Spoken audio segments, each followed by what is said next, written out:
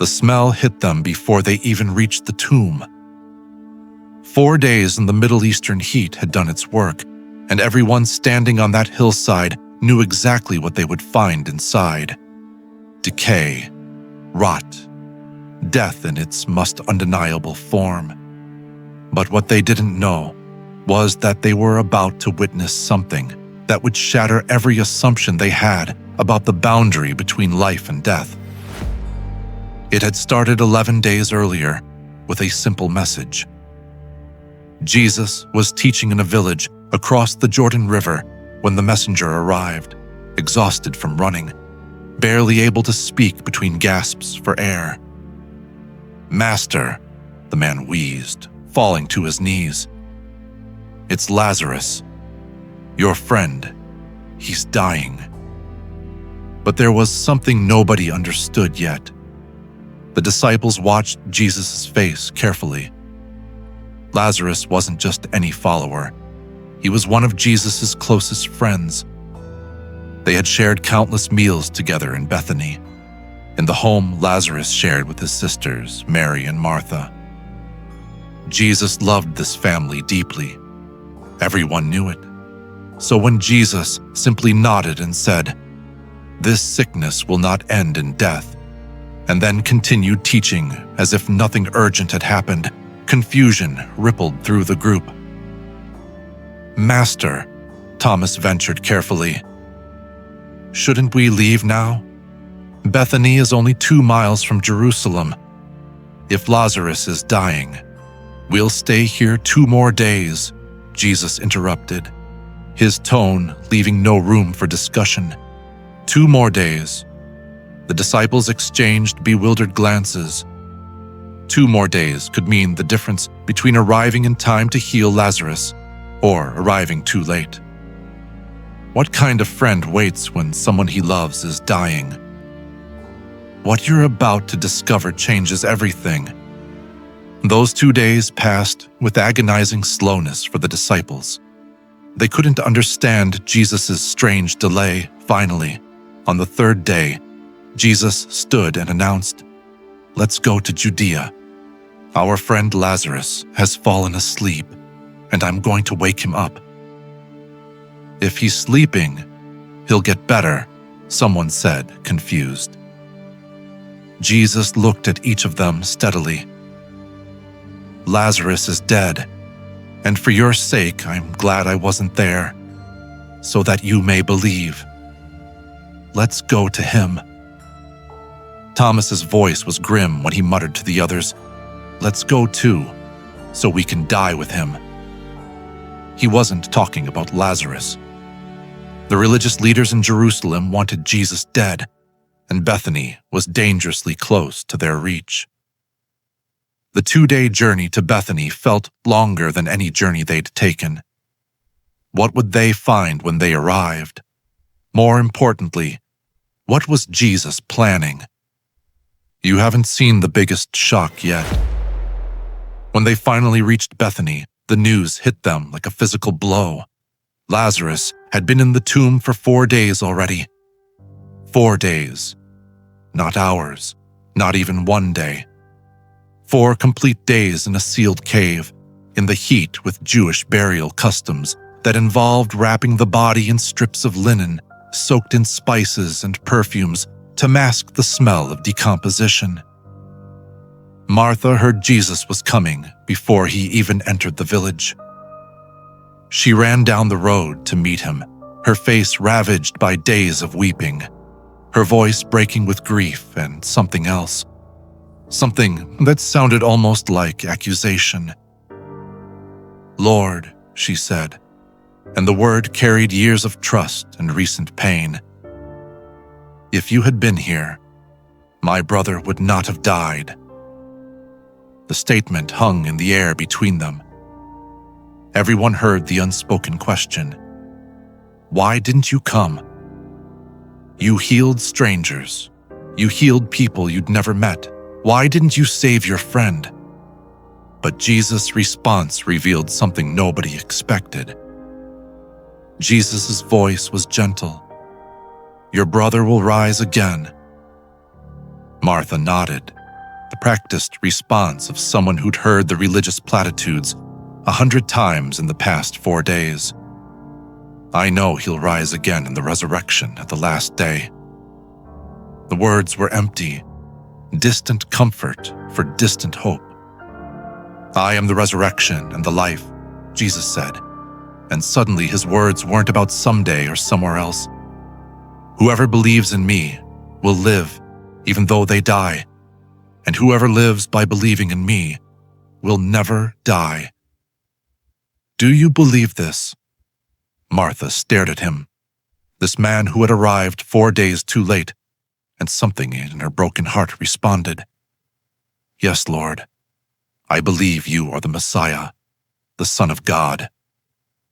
She turned and ran back to the house, finding her sister Mary sitting in the traditional mourning position, surrounded by friends and neighbors who had come to weep with them. The teacher is here, Martha whispered. He's asking for you. What happened next broke everyone who witnessed it. Mary stood so quickly she nearly stumbled. She ran out of the house and all the mourners followed, thinking she was going to the tomb to weep. Instead, she ran straight to Jesus and collapsed at his feet. Lord, if you had been here, my brother would not have died. The exact same words Martha had spoken, the exact same pain, and this time when Jesus heard them, something shifted in his expression. He saw Mary weeping. He saw all the people weeping with her, neighbors, friends, people who had watched Lazarus grow up, who had shared life with him, who genuinely mourned his loss. He saw the raw grief of death, the way it tears families apart, the way it leaves gaping wounds that never quite heal. The Son of God, standing in the middle of a mourning crowd, openly weeping for his dead friend. You won't believe what some people said next. See how much he loved him, some people murmured, moved by Jesus' display of grief. But others, their voices sharp with accusation. He opened the eyes of the blind man. Couldn't he have kept Lazarus from dying? Jesus heard them all, and still weeping, still deeply moved, he asked, Where have you laid him? Come and see, Lord, they answered. And the entire crowd moved like a processional toward the tomb carved into the hillside. The smell grew stronger with each step. 4 days, in that climate. Everyone knew what 4 days meant. This wasn't a case of someone unconscious being mistaken for dead. This was death in its most complete, most irreversible form. And this is where the impossible was about to happen. The tomb was exactly what you'd expect. A cave with a large stone rolled across the entrance. Jesus stood before it, his face still wet with tears, and said something that made several people gasp in shock. Take away the stone. Martha stepped forward quickly, her voice urgent. Lord, by this time there's a bad odor, for he's been there 4 days. She wasn't being delicate. The original language is blunt. The body stinks. It's decomposing. It's too late for anything but mourning. Jesus turned to look at her. Didn't I tell you that if you believe, you will see the glory of God? Several men moved forward and began the difficult work of rolling away the massive stone. As it moved, the smell intensified, unmistakable, undeniable. This was death, real death, final death.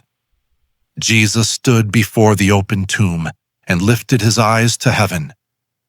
What he said next wasn't what anyone expected. Father, I thank you that you have heard me. I knew that you always hear me, but I said this for the benefit of the people standing here, that they may believe that you sent me. It was prayer, But it was also declaration. And then Jesus did something that would echo through history. He shouted, not spoke, not said quietly. He shouted with a loud voice that carried across the hillside and echoed off the rocks. "Lazarus, come out!" Silence. Complete, breathless silence. Every eye was fixed on that dark cave entrance. The smell of death hung heavy in the air. 4 days. 4 days of being dead. 4 days of decay. It was impossible. You won't believe what happened next. Movement. In the darkness of the tomb. Something moving. Someone moving. And then he appeared. Lazarus.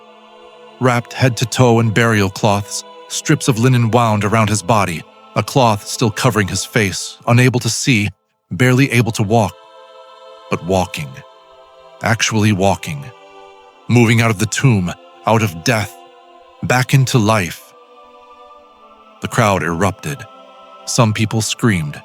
Some fell to their knees. Some turned and ran, unable to process what their eyes were seeing. This was impossible. This was beyond impossible. This was a man who had been dead for 4 days, whose body had been decomposing, who had crossed the boundary that no one crosses back from. "Take off the grave clothes and let him go," Jesus said calmly, as if he'd simply woken someone from sleep, rather than called them back from death itself. And then, the most incredible moment of all. Friends rushed forward with shaking hands and began unwrapping the burial cloths.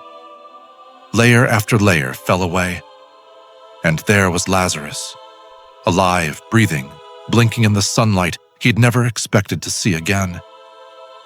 Mary and Martha reached him at the same moment, their arms wrapping around their brother, their tears of grief instantly transformed into tears of impossible joy. They were touching him, feeling his warmth, hearing his voice, experiencing the return of someone they'd already mourned as lost forever. Lazarus looked over his sister's shoulders at Jesus, and their eyes met. What passed between them in that moment, no one else could fully understand.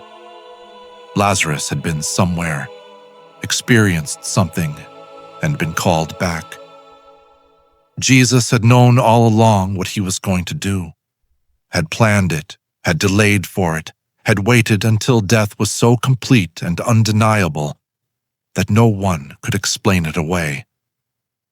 But there was something even more powerful than the miracle itself. The crowd watching couldn't stop staring. Many fell at Jesus' feet, believing in him instantly. How could they not? They'd seen death reversed. They'd smelled the decay. They'd counted the 4 days. This wasn't trickery or confusion. This was power over death itself. But others, and this is the truly chilling part, turned and ran straight to Jerusalem, straight to the religious leaders who wanted Jesus dead, and reported exactly what they had seen. The rulers called an emergency meeting. "What are we going to do?" they demanded. "This man is performing many signs. If we let him go on like this, everyone will believe in him." From that day on, they plotted to kill Jesus. And Lazarus too, because his very existence was proof of Jesus' power. And Lazarus would never forget the voice that called him back from death, or the 4 days that taught him there's no darkness deep enough that Jesus cannot reach into it and bring life.